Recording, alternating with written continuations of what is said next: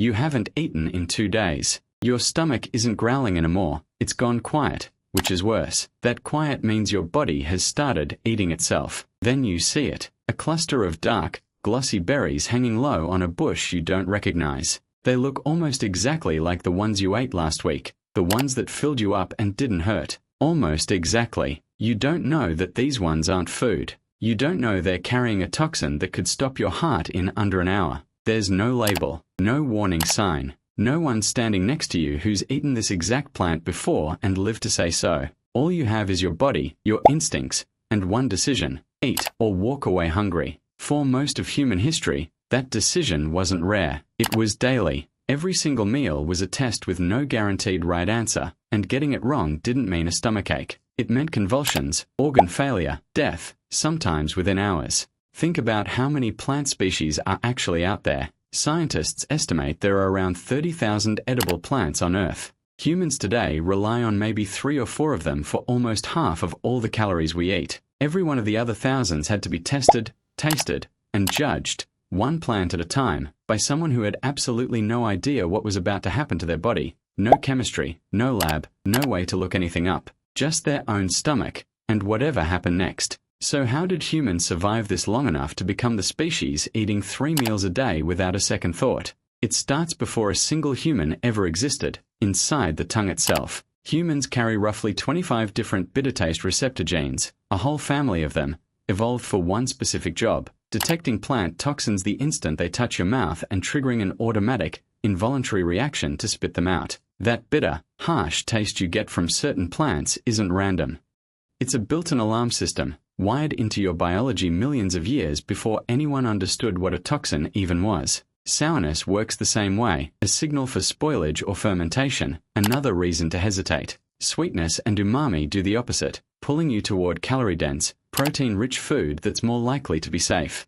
Your tongue, in other words, was quietly running a chemistry lab every single time food touched it, millions of years before anyone had a word for chemistry. But taste alone wasn't enough. Taste can warn you a plant is dangerous. It can't tell you exactly how dangerous, or whether a smaller amount might be fine, or whether cooking or soaking it might make it safe. Biology could only get humans partway there. The rest had to be learned. So early humans had to build knowledge on top of biology, generation by generation, watching, testing, remembering. One method: watch the animals. If a bird, a deer, or a rodent ate a plant and walked away fine, that was real evidence. If an animal avoided a plant completely, that mattered too. Humans weren't guessing blind. They were reading the entire ecosystem around them for information, treating every other creature in the landscape like an unpaid taste tester. Another method, slower but just as important: humans didn't storm into brand new environments all at once. Populations expanded gradually, generation after generation,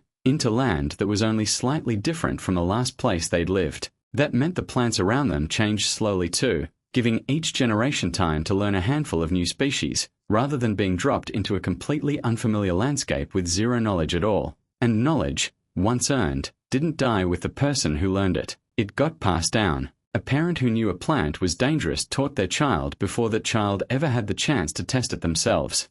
Painful trial and error in one generation became simple memorized knowledge in the next, a kind of inheritance that had nothing to do with money or land, and everything to do with staying alive. And this wasn't casual advice, passed along and forgotten. This was survival information, repeated constantly, tied to stories, tied to warnings, tied to the exact spot in the landscape where a dangerous plant grew.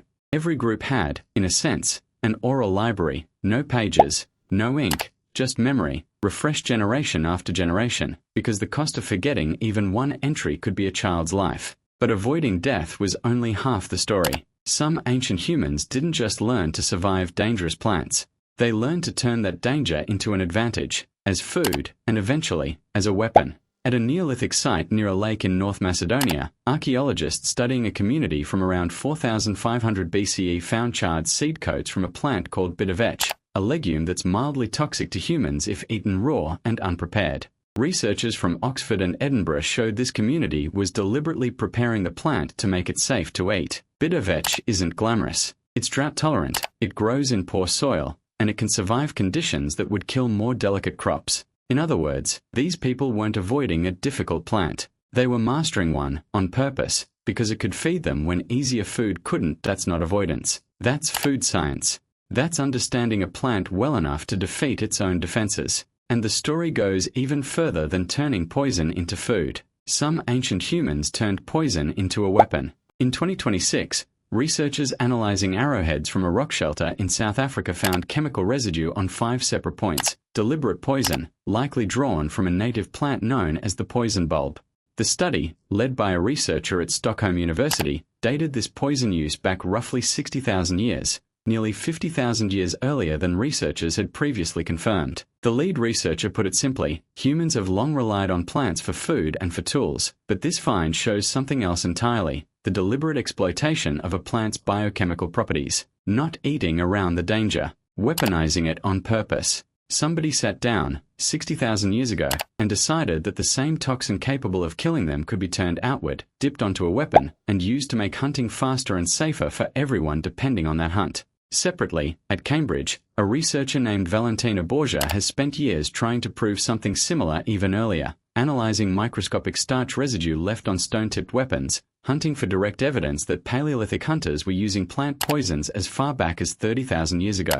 It's slow, painstaking work, because poison doesn't leave the same obvious traces a stone tool or a bone does. But the fact that researchers are still finding new evidence of it shows just how deliberate and widespread this knowledge really was. So here's the myth this whole story should probably kill: the idea that early humans were constantly dropping dead from random plant poisoning, stumbling blindly from one near-fatal mistake to the next. The real picture is almost the opposite. It was cautious, systematic, passed down, slow expansion, close observation, inherited memory, layered on top of a body that was already built to warn you the second something dangerous touched your tongue. So picture the full system one more time. A tongue evolved with 24 separate alarms for toxins. Eyes trained to watch which plants the animals around you trusted. A slow, generational spread into new land that gave every group time to learn before they needed to know. Parents passing danger down as memory instead of leaving their children to relearn it through pain. And, eventually, humans skilled enough to take the most dangerous plants around them and either detoxify them into dinner, or dip a weapon in them and turn that same danger against their prey. None of that was luck. Every piece of it was knowledge, built one dangerous mouthful at a time, refined over tens of thousands of years, and handed down so the next person wouldn't have to learn it the hard way. Next time you eat something without a second thought, no hesitation, no testing, no risk, remember that confidence exists because somebody, a very long time ago, took the risk instead of you. You're not eating dinner. You're eating the end result of 60,000 years of people finding out the hard way, so you never have to. If you want to dig deeper into any of this, all the research is linked down in the description.